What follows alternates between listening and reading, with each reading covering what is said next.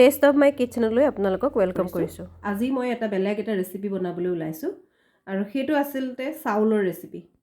এইটো বিৰিয়ানীও নহয়, পোলাও নহয়, কিন্তু খাবলৈ বহুত টেষ্টি হয়। মই কণ্টিনিউৱাছলি এনেকুৱা ৰেচিপিবিলাক বনাই থাকোঁ। তো আজি ভাবিলোঁ আপোনালোকৰ আগত মই দেখুৱাওঁ।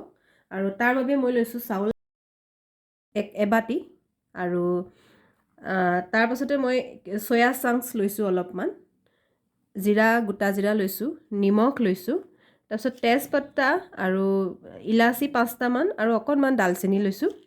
তাৰপিছত এয়া দৈ লৈছোঁ, অকণমান জালুকৰ গুড়ি লৈছোঁ, আৰু এয়া হৈছে জিৰা গুড়ি, হালধি, আৰু এয়া ধনিয়া, আৰু মটৰ লৈছোঁ। তাৰোপৰি মই এয়া আলু লৈছোঁ চব্জি হিচাপত, আৰু সেউজীয়া শাক পাচলি হিচাপত মই এয়া অলপমান ধনিয়া লৈছোঁ, আৰু এয়া পালেং শাক লৈছোঁ।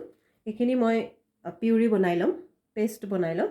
তাৰোপৰি মই আৰু দুবিধ মছলা লৈছোঁ। এক হৈছে গৰম মছলা আৰু অলপমান জলকীয়াৰ গুড়ি।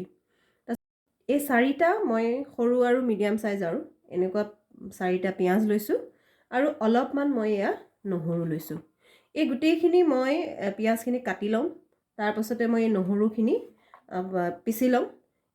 তো মই দৈখিনি লৈ লৈছোঁ, আৰু দৈত মই যিমানবিলাক গুড়ি মছলা লৈছোঁ গোটেইখিনি মিক্স কৰি দিম। এয়া গৰম মছলাখিনি, এয়া জালুকৰ গুড়ি, ধনিয়াৰ গুড়ি, জিৰা গুড়ি, আৰু এয়া হালধি, আৰু এইকণ হ'ল ৰেড চিলি মছলা। এইটো আচলতে কালাৰৰ কাৰণে দিয়া হয়, আৰু অকণমান যি জ্বলা খাই ভাল পায় তেখেতসকলে ল'ব পাৰে। যদি নিবিচাৰে তেতিয়াহ'লে তো স্কিপ কৰিব পাৰে ৰেড চিলিটো। তো মই এইখিনি গোটেইখিনি এতিয়া মিক্স কৰি ল'ম।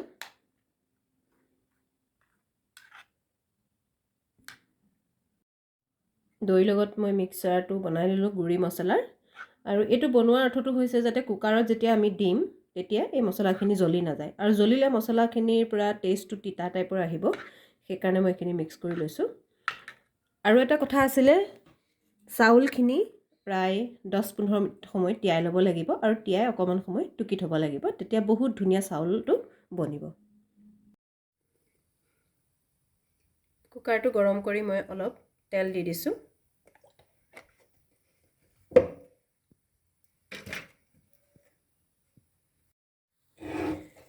তো মই ইয়াতে জিৰা গুটি কেইটা, তেজপাতা, ইলাচি আৰু ডালচেনি কেইটা দি দিছোঁ। ৰষ্ট হৈ গ'ল। এতিয়া মই পিঁয়াজখিনি দি দিম।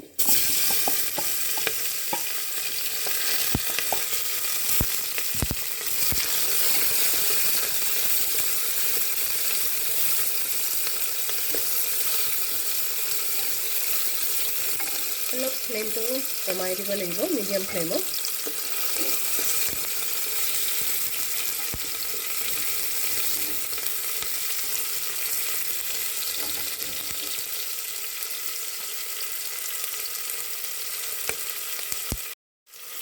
এতিয়া মই ইয়াতে যিবিলাক চয়া চাংছ লৈছিলোঁ সেইখিনি দি দিছোঁ।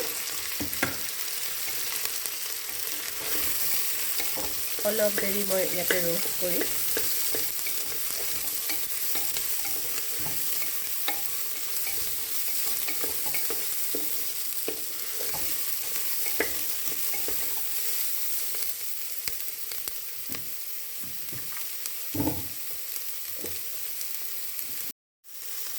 তো তাৰপাছতে মই আলু কেইটুকুৰামান লৈছিলোঁ, আলু কেইটুকুৰা দি দিছোঁ।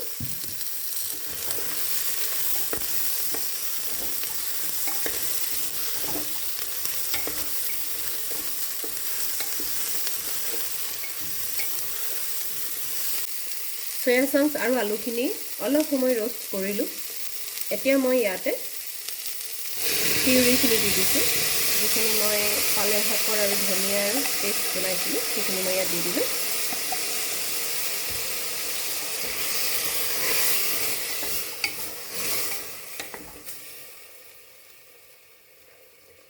আৰু লগতে দৈৰ লগত যিখিনি মই মছলা মিক্স কৰিছিলোঁ সেইখিনি দি দিছোঁ।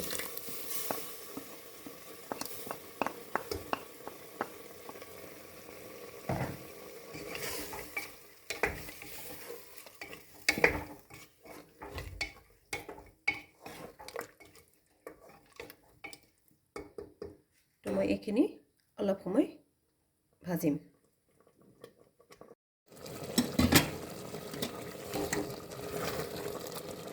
কি ধুনীয়া গোন্ধাইছে। এতিয়া মই চাউলখিনি দিম। আৰু চাউলখিনিৰ কথা ক'বলৈ গ'লে মই কোনো ধৰণৰ জহা চাউল, বাসমতি চাউল এইবিলাক লোৱা নাই। নৰ্মেল আমি যিটো ভাত খাওঁ তাৰ চাউল লৈছোঁ, আইজং চাউল। তো মই এইখিনি চাউলখিনি দি দিছোঁ।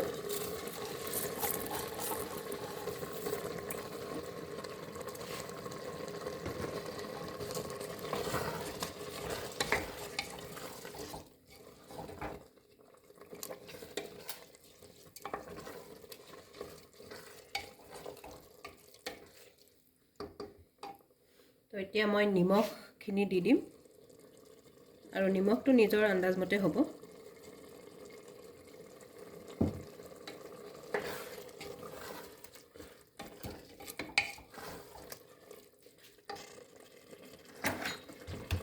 তো এইকেইটা মটৰো লৈছিলোঁ, মটৰকেইটাও দি দিছোঁ।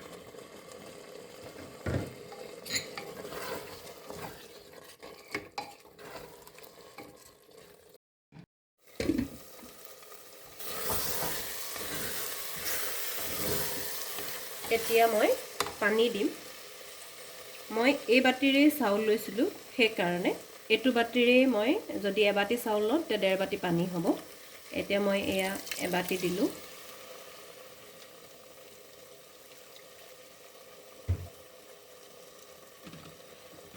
আৰু মই এয়া আধা বাতি দি দিছোঁ।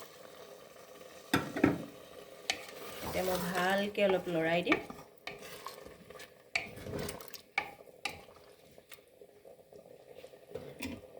এটা হুইচেল মৰালৈকে মই এইখিনি বনাম। দেখিছে ভাত হৈ গ'ল আৰু বহুত ধুনীয়া বনিছে এইটো ৰেচিপিটো। এতিয়া মই আপোনালোকক প্লেটত উলিয়াই দেখুৱাম। হৰিয়ালি চয়া ৰাইচ ৰেডি হৈ গ'ল। চাওক। আৰু যেতিয়া ঠাণ্ডা দিন পৰে তেতিয়া এনেকুৱাকৈ আমি বনাই খাব পাৰোঁ। প্লেটখনত দেখিবলৈ যিমান ধুনীয়া লাগিছে, সঁচাকৈ খাবলৈও বহুত টেষ্টি। আপোনালোকৰ যদি এই ভিডিঅ'টো ভাল লাগিছে, লাইক কৰিব, কমেণ্ট কৰিব আৰু ছাবস্ক্ৰাইব কৰিবলৈ নাপাহৰিব।